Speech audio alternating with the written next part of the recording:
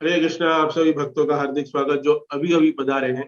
तो आज हम स्कंद 3 अध्याय 24 के 1, 2 और 3 नंबर के श्लोक पे चर्चा करेंगे। और इस अध्याय का शीर्षक है कर्दम मुनि का वैराग्य। ये नया अध्याय शुरू हो रहा है। तो इस अध्याय में जैसे हम देख रहे हैं कि कर्दम मुनि यहाँ पे घर त्याग करने वाले, त्याग करेंगे, इसलिए कर्दम मुनि का वैराग्य इस इसका शीर्षक दिया गया है। लेकिन इसके पहले हम अलग अलग श्लोकों में देखेंगे कि कपिल मुनि का आविर्भाव होगा ऐसे पुत्र के रूप में। और और कर्दम मुनि की जो 9 कन्याएं थी, देवहूति और कर्दम मुनि से, उनका विवाह भी होगा इस अध्याय में। तो कपिल मुनि का आविर्भाव होगा, कन्याओं का विवाह होगा। उसके बाद कर्दम मुनि भगवान की प्रार्थना करेंगे, कर्दम मुनि। और उसके बाद फिर वो घर त्याग करें, और घर त्याग करके वो वैकुंठ जगत पहुंच जाते हैं। तो ये पूरा मैंने आपको बताया कि अध्याय में क्या क्या होगा। कि ये अध्याय में पुत्रियों का विवाह होगा, उसके बाद भगवान का आविर्भाव होगा, फिर भगवान का जैसे जन्म होगा वैसे ही कर्दम मुनि भगवान को ग्लोरीफाई करेगी, and then he will leave the home. बहुत ही सुंदर ये गृहस्थ जीवन के लिए शिक्षाएं हैं इस श्लोकों में। तो पहले श्लोक में भगवान विष्णु को स्मरण करते हुए कर्दम मुनि अ, अपनी पत्नी स्वयंभू मनु की पुत्री देवहूति को, अपनी पत्नी को वैराग्य पूर्ण बातें कह रहे हैं। अ, वो भी वैराग्य पूर्ण बातें करते हैं। और ये क्यों कह रहे हैं? क्योंकि पिछले अध्याय में हमने देखा कि देवहूति वैराग्य पूर्ण बातें कर रही है और वो कुछ लेमेंटेशन में, कुछ चिंता में, वो कुछ खेद में कि मैंने ये क्या कर। तो वो वाक्य सुन के उस कंटिन्यू में ये पहला श्लोक बोल रहे हैं। तो अपनी पत्नी को देख रही है कि पत्नी व्यंग में है, वो दुखी है। तो ये जो देवहूति है, तो वो अपना पश्चाताप कर रही थी, हाँ, व्यक्त कर रही थी पिछले अध्याय में कि मैंने ये क्या कर दिया। मैंने आपका संग अ, प्राप्त होने के बावजूद भी ये मैंने क्या कर दिया। मेरे पास पूर्ण सब कुछ फैसिलिटी, बट फिर भी मैंने आध्यात्मिक ज्ञान को मैंने प्राप्त नहीं, मैं उससे वंचित रह गई। तो मेरा अभी आध्यात्मिक प्रगति कैसी होगी? मैंने अपना समय तो व्यर्थ गवा दिया है। हम्म। तो वो विलाप कर रही है पिछले अध्याय में। तो अभी इसमें यहाँ पे कर्दम मुनि ऋषि रुवाच, तो उनको सांत्वना दे रहे हैं, भरोसा दे रहे हैं उसके ही कंटिन्यू में, और उत्साह दे रहे हैं, कह सकते हैं। और वो कह रहे हैं कि अपनी पत्नी को कह रहे हैं कि आपको तुम्हें अ, आपको खेद करने की जरूरत नहीं है, तुम्हें निरुत्साह नहीं होना है। देवहूति को कह रहे कर्दम मुनि, क्योंकि आप आप स्वयं राजकन्या हो, धन्य हो आप, स्वयंभू मनु की पुत्री हो। और उसके साथ साथ अभी भगवान स्वयं आपके गर्भ से प्रकट होने वाले हैं। हम्म। ये क्या कहते हैं यहाँ पे? भगवा भगवान ते भगवान ते क्षरो गर्भ, आपके गर्भ में स्वयं भगवान अवतार आने वाले हैं, भगवान अवतार लेंगे। तो आपको दुखी होने की आवश्यकता नहीं है। यही यही जो कर्दम मुनि ने स्मरण किया, जो भगवान ने उनको अंदर से प्रेरणा दी और कहा कि मैं आपके पुत्र के रूप में आऊं, तो वही वो देवहूति को बता रहे हैं कि आपको चिंता करने की कोई जरूरत नहीं। तो आगे के श्लोक में, यहाँ पे अभी तीसरे नंबर श्लोक में कुछ प्रिंसिपल बता रहे हैं भक्ति। तीसरे नंबर श्लोक, बहुत ही इंपॉर्टेंट कुछ प्रिंसिपल है, और इसमें 4 वस्तुएं इंपॉर्टेंट आ रही है, 4 प्रिंसिपल्स इंपॉर्टेंट आ रहे हैं। और ये सब कुछ हमारे लिए, ये देवहूति को इंस्ट्रक्शन दिया है, लेकिन वो हमारे लिए भी है, हमारे लिए। क्योंकि हम लोग भी यही सोच रहे हैं कि हमें भी भक्ति में आगे बढ़ना है, हमें भी बढ़ना है ना भक्ति में। तो भक्ति में आगे बढ़ने के लिए 4 इंपॉर्टेंट एक यहाँ पे प्रिंसिपल दे रहे हैं देवहूति को। और अगर हम उस 4 वस्तुओं को, 4 प्रिंसिपल्स को अगर हम फॉलो करेंगे, तो surely we will achieve the personality of God. तो वो क्या है? तो श्लोक में आ रहा है, भद्रम ते दमेन, पहला शब्द दमेन नियमेन च। दमेन मीन्स, दमेन मतलब हमें हमारे इंद्रियों को संयम में लाना। हम हमारे इंद्रियों को संयम में लाना मतलब हम हमारी इंद्रियों को हमारे मन गढ़ंत, हमारी चेतना से, हमारी, हम कहे कि हमारे जो हमें जो अच्छा लगता है वैसे ही हम इंद्रियों को नहीं उपभोग में ला सकते। जैसे कोई प्राणी अपनी इंद्रियों तृप्ति कर रहा है, वैसे हम नहीं कर सकते, हम नहीं कर सकते, ये बता रहे हैं। हमें भगवान ने डिस्क्रिमिनेशन, जैसे हम, हमें क्या चीज हमारे जीवन में सही और गलत है, वो हमें ज्ञान दिया है, हमें बुद्धि दी है, हमें इंटेलिजेंस दिया है कि क्या वस्तु को हमें करना है, क्या नहीं करना है। विवेक, हम कह सकते हैं विवेक, इसको विवेक है। एनिमल, जो प्राणी है, उनको नहीं पता कि अपनी जो इंद्रिया है उसको कैसे यूज करें। वो इंद्रियों को यूज करते रहते, वो डिस्क्रिमिनेशन नहीं कर सकते क्या सही क्या गलत। जैसे हम उदाहरण देते हैं, हाँ, एक पिग का, उसके पास कोई सेंस नहीं है डिस्क्रिमिनेशन करने का। डिस्क्रिमिनेशन मतलब क्या सही क्या गलत का हम यहाँ पे अभी भी डिसीजन लेते हैं, पूरे दिन भर लेते हैं। हम पूरे दिन भर प्रैक्टिकली अगर हम जिए तो हमें पता है कि क्या सही है क्या गलत, क्या करना है। जैसे प्रैक्टिकल उदाहरण दूं, कि अगर मैं घर से निकला हूं ऑफिस जाने के लिए, और मेरे को अगर ऑफिस चर्चगेट जाना है, so I won't take train which is going to Virar. No, क्यों? ट्रेन तो चल रही है, ट्रैवल तो कर रही है, बट वो अपोजिट डायरेक्शन में ट्रैवल करे। लेकिन अगर कोई कोई प्राणी को बोल दो तो वो कहीं कोई भी ट्रेन में चढ़ जाए। तो हमें नॉलेज है उसका, we have the discrimination knowledge, लेकिन वो पिग में नहीं। उसको रसगुल्ला दो, ही विल ईट, लेकिन उसके बाद अगर उसको एक मल दे दो, वो भी खा लेगा। लेकिन हम डिस्क्रिमिनेट कर सकते हैं, what I should eat, what I should not eat. मैं क्या क्या अन्न ग्रहण करूं और क्या नहीं करूं, क्या मैं कर्म करूं और क्या कर्म नहीं करूं।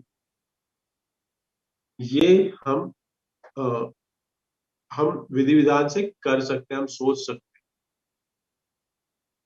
तो ये जो हमें शरीर मिला है, ये जो मनुष्य जन्म मिला है, वो बहुत रिस्पॉन्सिबिलिटी निभाने के लिए मिला है। ये हम शरीर को इररिस्पॉन्सिबल बन के हम नहीं जी सकते। दमेन च, तो हमारी रिस्पॉन्सिबिलिटी क्या है? हमारे सेंसेस को, हमारे इंद्रियों को हम नियम में, कंट्रोल में रखें। क्योंकि ये जो ये जो हमारे सेंसेस है ना, ये विष की समान। इसको, ये हमारे जो इंद्रियां है, ये सारी विष है। क्योंकि ये जो इंद्रियों को अगर हम उसको कंट्रोल में ना रखें और उसको जैसे चलना है, उसको इच्छाओं के हिसाब से उसको हम उसको कंट्रोल ना करें और इच्छा के बहाव में उसको हम यूज करते रहें, तो हमें वो इस जड़ जगत में और बांधेंगे। इस भौतिक जगत में हम और दलदल की तरह फंसते जाएंगे। अगर एक व्यक्ति है, वो वो बीमार है और उसको बुखार है, उसको उसको समझो बुखार के साथ साथ उसको उसको बहुत सारी अलग बीमारी है, उसको कफ है, उसको पेट में दर्द हो रहा है, उसको लूज मोशन हो रहा है, डिसेंट्री हो रहा है, और डॉक्टर ने उसको मेडिसिन दी है खाने के लिए, और डॉक्टर ने उसको कहा कि ये दवाई के साथ साथ यू डोंट ईट कुछ कुछ सर्टेन टाइप के पदार्थ तुम्हें नहीं खाने। हम्म ठंडा आइटम मत खाओ, तला हुआ मत खाओ, हम्म हैवी फूड मत खाओ,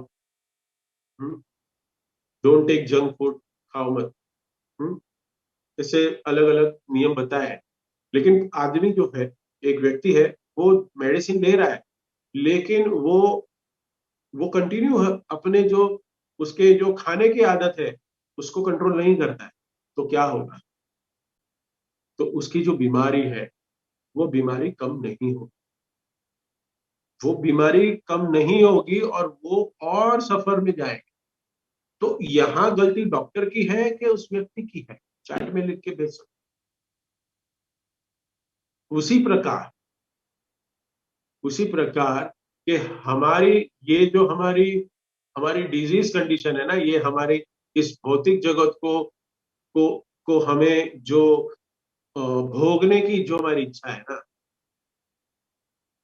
अगर वो हम इच्छा रखें और हम कंट्रोल में ना रहे, हमारे हमारे जो हमारे जो नियम है, हमारे जो कह सकते हैं कि जो भी हमें कहा गया है कि इस हमारे सेंसेस को कंट्रोल करने के जो नियम बताए, अगर उसको हम ना करें तो क्या होगा? तो हम इस संसार के जन्म मृत्यु जरा व्याधि के चक्कर में हम फंसे रहेंगे और बार बार इस संसार। भगवत गीता में भी भगवान कहते हैं कि योगी को कैसे एक्ट करना चाहिए। एक योगी होता है वो कैसे कैसे रहता है? एक योगी होता है, एक भगवान का सच्चा भक्त होता है, वो एक कछुए के समान होता है। कछुआ उदाहरण देते हैं भगवान। वो क्या करता है? कछुआ क्या करता है, जब भी डेंजर होता है ना लाइफ में, उसको लगता है कि अभी मैं डेंजर में हूं, तो टॉर्टोइस, कछुआ, अपने सारे इंद्रियों को समेट लेता है अंदर अपने शरीर में, और उसके कवच में वो ढक लेता है अपने आप को। और जब भी उसको जरूरत पड़ती है इंद्रियों की, इंद्रियों को यूज करने की जरूरत पड़ती है, जब वो देखता है पूरी एम्प्टी लैंड है, he wanted to walk, so he takes his space out. वो अपने अपने मुंह को बाहर निकालता है, अपने दोनों हाथ और दोनों पैर को बाहर निकालता है, और वो चलने लगता है। लेकिन जब वो पानी के अंदर है तो वो पहले जमीन पे है तो उसको यूज करता है कैसे? चलने की। हाँ? और जब वो पानी में है तो उसी इंद्रियों को वो तैरने के लिए यूज। करेक्ट। लेकिन जब वो उसको लगता है कि मैं डेंजर में हूं, तो क्या करता है? वो अपने सारे इंद्रियों का दमन कर लेता है, वो सारे इंद्रियों को कंट्रोल में, जब उसको डेंजर लगता है। कुर्मानी अंगानी शतृष्ण। भगवान श्री कृष्ण उदाहरण देके हमें समझाते, देखिए उसका ऐसे एक योगी को जीना चाहिए। अर्जुन को बता रहे टॉर्टोइस कैसे रह रहा है। हम्म, कि जैसे कुर्म जो है वो अपने इंद्रियों को कभी किस प्रकार यूज करना है उस प्राणी को पता है, लेकिन हम जैसे अभागे व्यक्तियों, सो कॉल्ड मॉडर्न सिविल, अपने आप को हम बहुत ही कहते हैं ना कि हम बहुत ही जेंटलमैन हैं, तो हम अभागे हैं, हमें नहीं पता हमारी इंद्रियों को कैसे। तो एक एक एक जो योगी होता है, सेल्फ कंट्रोल पर्सन होता है, उसको पता होना चाहिए कि how to utilize our all senses. जो भी डेंजर है वी शुड कीप अवे। एक भक्त दूर रहता है ऐसी सारी इंद्रिय तृप्ति के विषय से। हम्म, ये बहुत जरूरी है। ये दमेन यहाँ पे बता रहा है कि ऐसा नहीं है कि मेरे पास भगवान ने मुझे दिया है, शरीर दिया है, तो शरीर क्यों दिया? मुझे हाथ दिए, मेरे पैर दिए, मुझे आंखें दी, मुझे नाक दिया, कान दिया, सब कुछ। हम देखते हैं कि सारे कर्मेंद्रिय, ज्ञानेंद्रिय, सब कुछ है हमारे पास, बड़ा विषय है। लेकिन उसको आज हम नहीं, इसमें नहीं लेंगे, मैं संक्षिप्त में बताऊं। ये सब कुछ हमें दिया है, लेकिन उसको यूटिलाइज कैसे करें? अगर हम उसको यूज करते रहेंगे जैसे दुनिया यूज कर रही है हमारे सेंसेस को, इंद्रियों को, तो हम डिस्टर्ब ही रहेंगे। ये इंद्रियां हमारे कंट्रोल में नहीं रहेगी। देखते हैं ना हम लोग, आज अगर एक स्टेशन से दूसरे स्टेशन पे जाते हैं बंबई में, तो हमें ट्रैवल करना पड़ता है, और हमारी कार के आगे बहुत बड़ा एक शीशा है जो आगे देखने के लिए। लेकिन वो शीशे में रोड भी दिखती है, लेकिन साइड में बिल बोर्ड भी दिखते हैं। वो क्या है? वो इंद्रियों को बिविल्डेड करने के लिए सारे साइन बोर्ड है। हाँ? यहाँ पे ये एडवर्टाइजिंग लगी होती है, वहां पे ये एडवर्टाइजिंग लगी होती है। वो सारे एडवर्टाइजिंग हम देखते हैं। अगर वहां से हम, अगर हमारी नजर वहां जाती है, तो हम वो सोचते रहते हैं, माइंड काम करने लगता है। तो ऐसे बिल बोर्ड पे देखना नहीं चाहिए, हमें एडवर्टाइजिंग को नहीं देखना चाहिए। अगर देख लिया, फिर वो सोचना शुरू कर दें, तो हमारा जो दिमाग है ना, हमारा माइंड उधर जाता है कि नहीं, अगर मैं उसको एंजॉय करूं, अरे क्या है ये वस्तु, चलो देखते हैं। फिर ऑफिस पहुंचने के बाद डिटेल में उस व्यक्ति को फोन करते हैं, या उसकी वेबसाइट पे जाते हैं, क्योंकि समय तो होता है सबके पास। और फिर वहां हम हमारी इंद्रियों को केंद्रित करने लगते हैं। हमारी बुद्धि काम नहीं करती, अरे करो, यूज करो, वो इंद्रियों को लगाओ ऐसे विषय, और फिर हम फॉल डाउन होते हैं। Sense control is very important. दमेन, हमारे इंद्रियों को दमन में रखना, दमन में रखे मतलब दबाना नहीं है, उसको जरूरत के समय यूज करना। और कौन सी जरूरत की चीजें नहीं है, उस पर मत यूज करो। दैट इज कॉल्ड, भगवान कह रहे हैं। कभी भी इंद्रिय हो ना, तो याद रखिए ये उदाहरण, टॉर्टोइस का बहुत सुंदर उदाहरण। करदम मुनि यहाँ पे बता रहे हैं हमें कि अगर भगवान की कृपा अगर हमें चाहिए, हाँ, जिन भक्तों को चाहिए उनकी बात हो रही है, हाँ, जिनको चाहिए, नहीं चाहिए वो तो करिए, जो करना है करिए। लेकिन जो भक्तों का विषय है ये, कि इसी जन्म में मुझे बैक होम टू गॉडेड जाना है, क्योंकि अभी कितना कलयुग कलयुग का प्रभाव होने लग गया है। अगर मैं दूसरा जन्म लेने का चांस लूं, एक भक्त मुझे 2 दिन पहले बता रहा था, सेकेंड चांस, प्रभुपाद के किताब, सेकेंड चांस। तो मैंने बताया कि ये सेकेंड चांस है क्या? ऑलरेडी हमारे पास सेकेंड चांस है। What is that book called? उसका गुह्यतम मीनिंग क्या है? उसका गुह्यतम मीनिंग है उस सेकेंड चांस का, कि you have got the second chance by taking the birth of the human form of life. No, that is not the meaning कि हमें मनुष्य का शरीर मिला है तो निकल पड़ो। That is not the second chance. The second chance is कि मनुष्य का जन्म तो मिला है, लेकिन मनुष्य का जन्म मिलने के बाद हम श्री प्रभुपाद जी की ऑथराइज संप्रदाय में जुड़े हैं, और हमें हरिनाम संकीर्तन मिला है। That is the second chance. That is के मनुष्य जन्म मिला, और उसके साथ साथ हम भक्तों की संग में आ गए, हम चैतन्य महाप्रभु के संप्रदाय में जुड़ गए। ये हमारा ये हमारा परम सौभाग्य है, हमें चांस मिला। बहुत सारे व्यक्ति जन्म ले रहे हैं, बहुत सारे व्यक्ति इस संसार में घूम रहे हैं, but we have a chance, we have a chance, we all have chance to go back home to God. कैसे? Controlling the our senses. Controlling our senses मतलब यूज मत करो, हाथ को यूज मत करो, आंखों को यूज मत करो, कानों को यूज मत करो, बोलने का नहीं, ऐसे नहीं। ये सारी इंद्रियों को भगवान की सेवा में, दैट इज कॉल्ड दमेन। इसको यूज ही मत करना।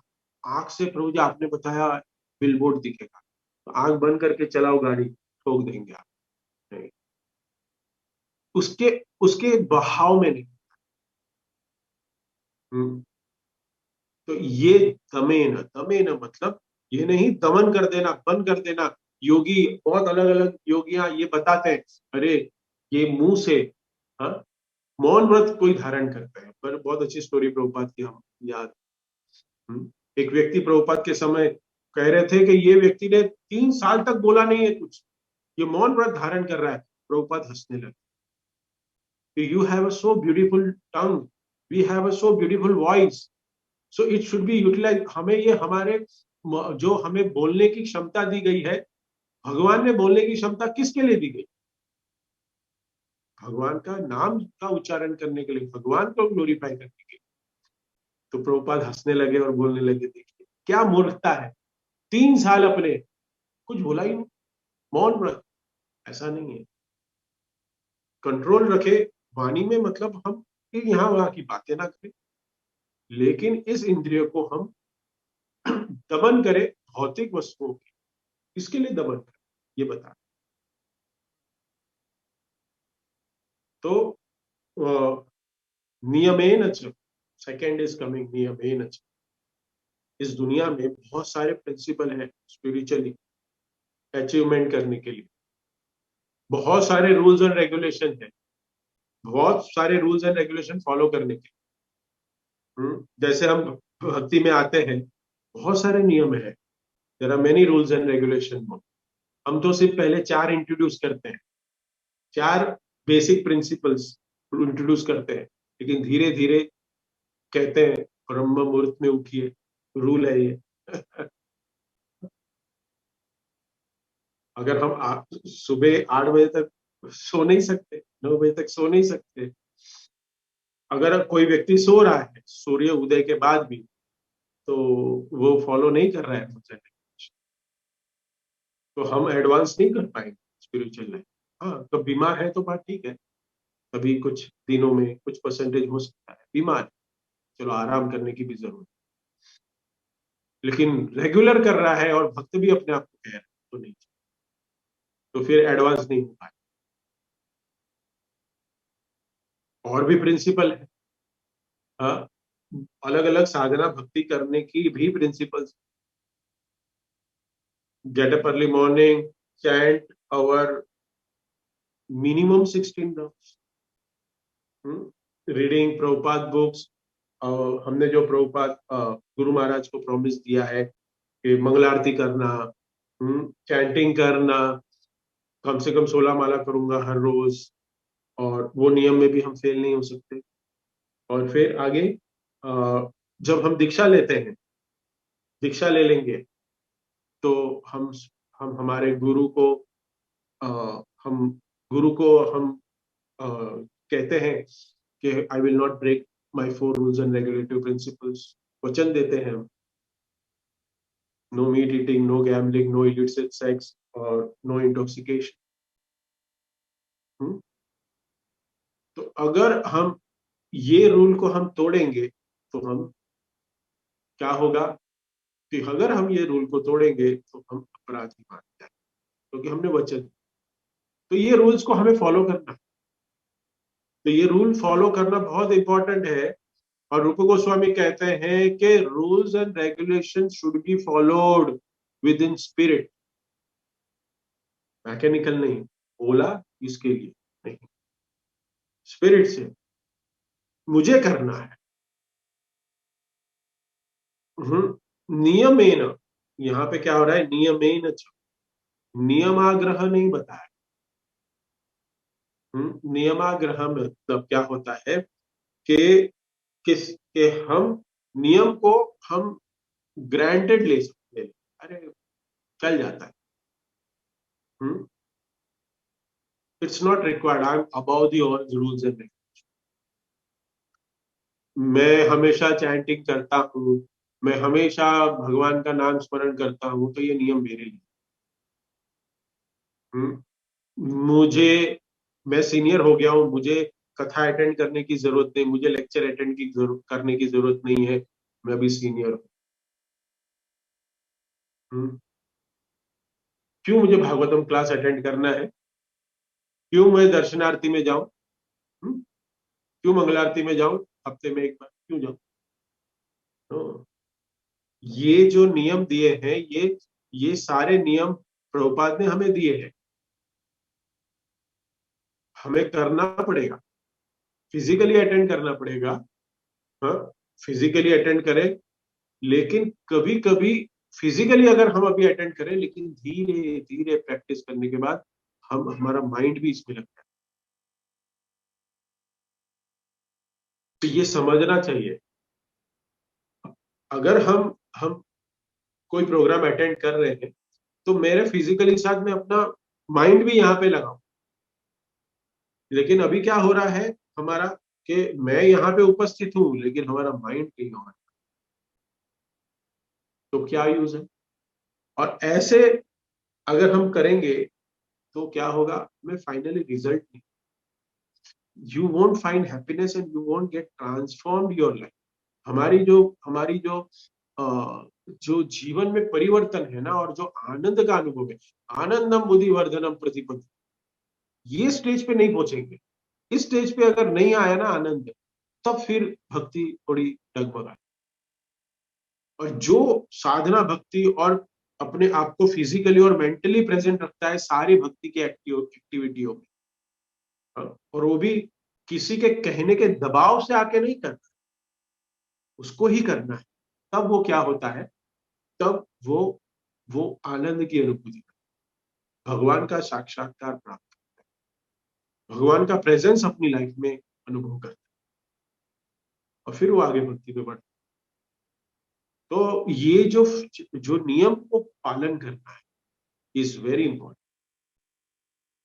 तो हमने अभी तक देखा दमेन और नियमे।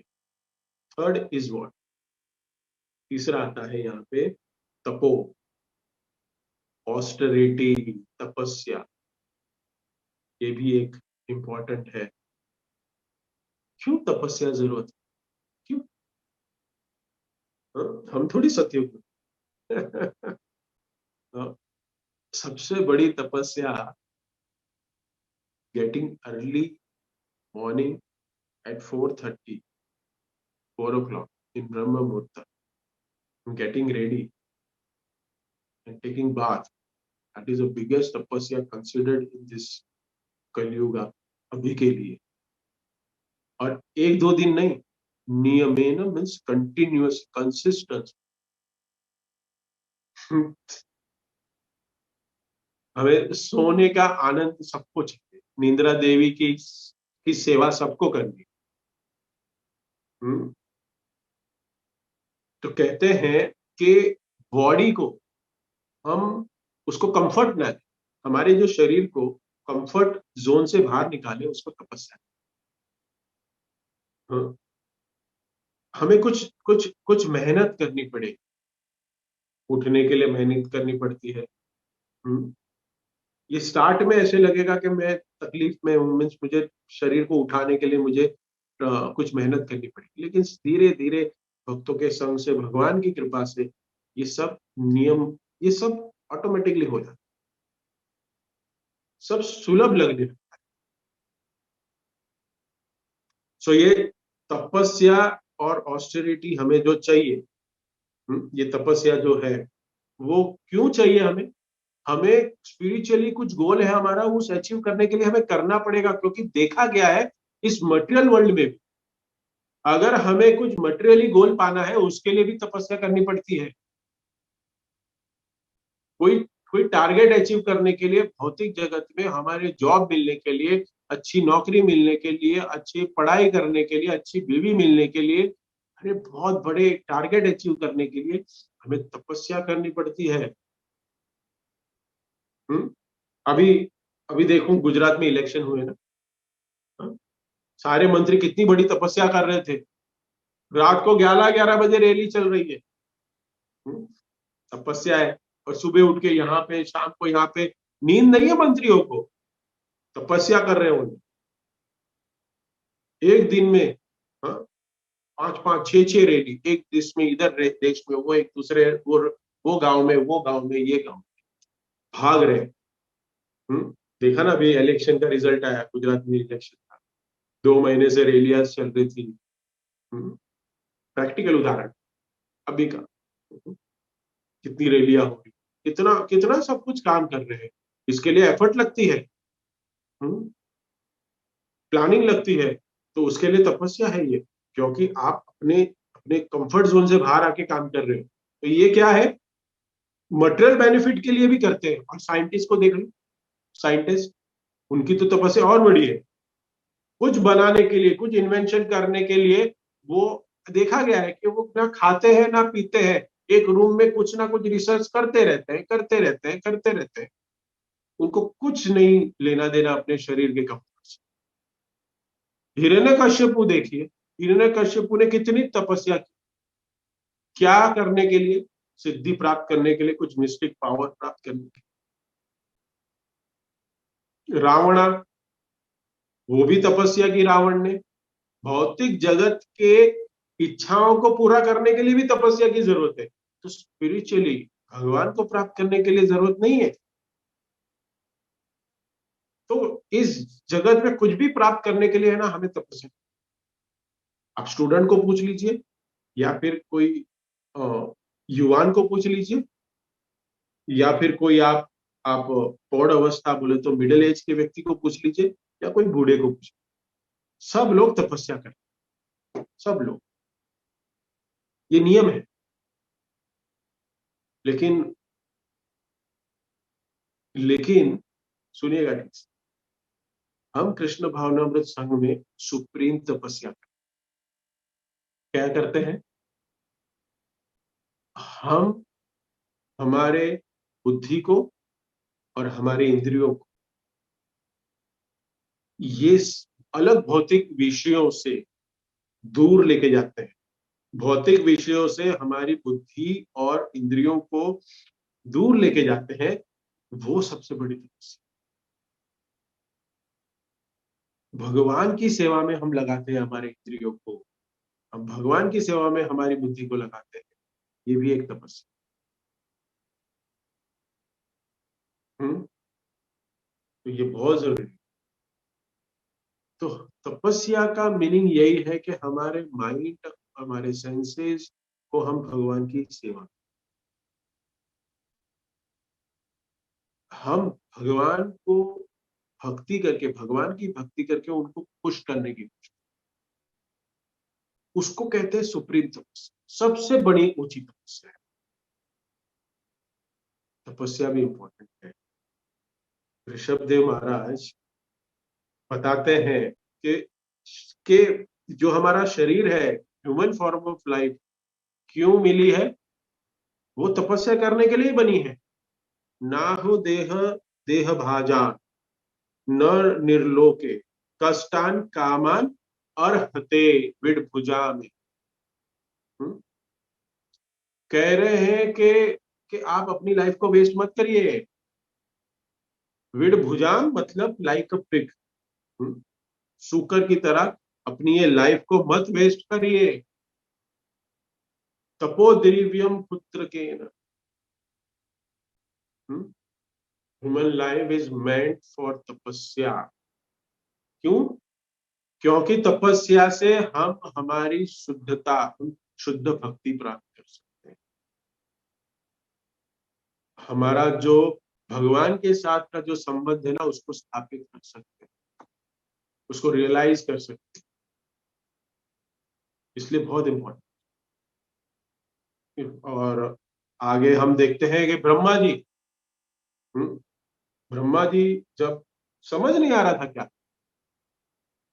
क्यों मेरा जन्म हुआ है, मैं यहाँ पे क्यों खड़ा हूं, भगवान ने उनको advice, go to the severe tapasya, आप एक तप करिए। तो ब्रह्मा जी ने भी तप किया। ब्रह्मा जी ने बहुत सीवियर, कड़ी तपस्या, डिवोशनल सर्विस किया, तभी भगवान की कृपा प्राप्त हुई उनको। करदम मुनि यही एडवाइस कर रहे हैं देवहूति को कि आप ये चार वस्तुओं को फॉलो करिए। दमेन, अपनी इंद्रियों को संयम में रखें। संयम में रखें मतलब भगवान की सेवा में ही यूज करें, भगवान की सेवा में ही यूज करें, जितना हो सके उतना। सेकंड, नियमेन हम नियम में रह के सारे कार्य करें, भक्ति के जो नियम विधि विधान बताए गए हैं, और उसके बाद तपस्या, तप। And what is the fourth one? मुझे फोर्थ वन मत बताइए, उससे प्रॉब्लम है। हाँ, द्रविड़ दानश्च। 4 आश्रम है, और 3 आश्रम है, वो एक्चुअली वो कंप्लीटली डिपेंडेंट है। अ, वो जो 3 आश्रम है, ब्रह्मचारी, वानप्रस्थ और सन्यास, ये कंप्लीटली भगवान की भक्ति के लिए बहुत ही सुगम है। ब्रह्मचार्य, वानप्रस्थ और सन्यास, ये कोई भी इकोनॉमिक डेवलपमेंट के लिए नहीं बने, इसमें पैसा कमाना वर्जित। हम्म? ब्रह्मचारी को कोई पैसा कमाने में इंटरेस्ट नहीं है। वानप्रस्थ में तो सब कुछ कमा के तभी छोड़ते हैं, तभी तो वानप्रस्थ बोलते हैं। He is not into the earning the money. और सन्यासी की तो बात ही नहीं है, वो तो सब कुछ छोड़ के वैरागी बन ही गया है, उनको कंसर्न ही नहीं। तो ये जो तीन तीन आश्रम है, वो गृहस्थ के ऊपर डिपेंडेंट है, हाउस होल्डर्स की। ये वैदिक सिस्टम।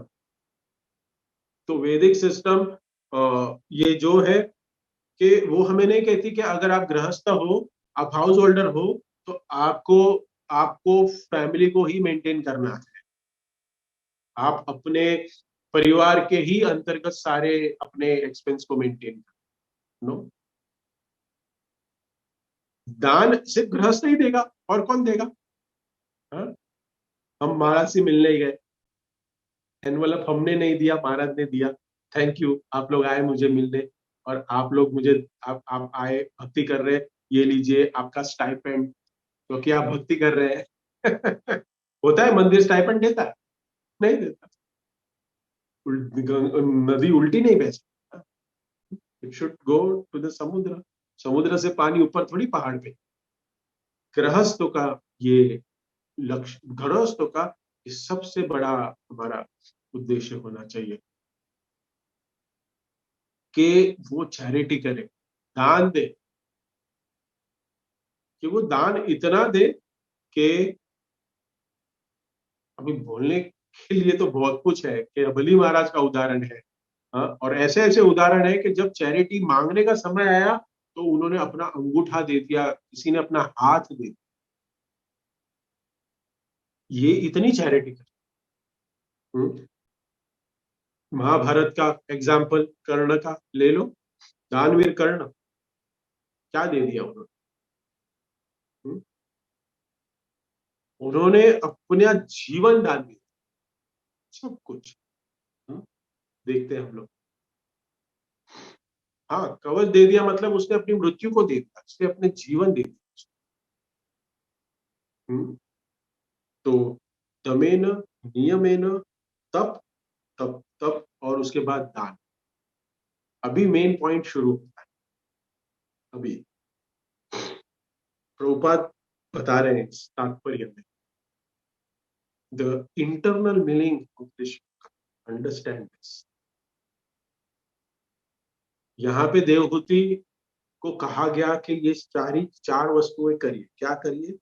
संयम करिए अपने इंद्रियों को, नियम का पालन करिए, भक्ति के विधि विधानों को, तब करिए, ऑस्टेरिटी करिए, और उसके बाद दान भी दे दीजिए।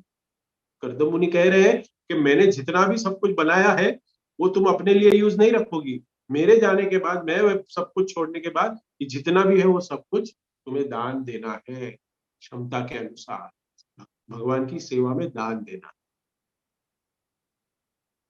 लेकिन पॉइंट यहां आता है कि हम इस कलयुग के जीव हैं। यहाँ पे कह रहे हैं कर्दम मुनि कि आपको फॉलो करने हैं ये 4 नियमों के अनुसार, आप भक्ति में लगिए। भगवान आने वाले हैं तुम्हारे गर्भ से, लेकिन फिर भी भक्ति में लगिए।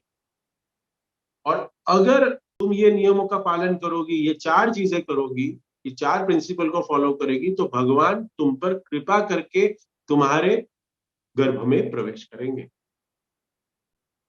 पुत्र बन के आए।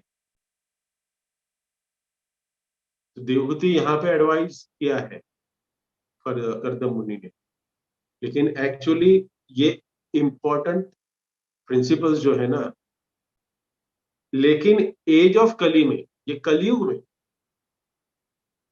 ये जो कलयुग में हमें भगवान चैतन्य महाप्रभु आए और बहुत ही कृपा देके हमारी क्षमता के अनुसार, हमारी, हम जो फॉलन सोल है ना, हमारी, हम एक हमारी जो कंडीशन है, फॉलन कंडीशन को देख के हमें डाइल्यूट करके दिया है।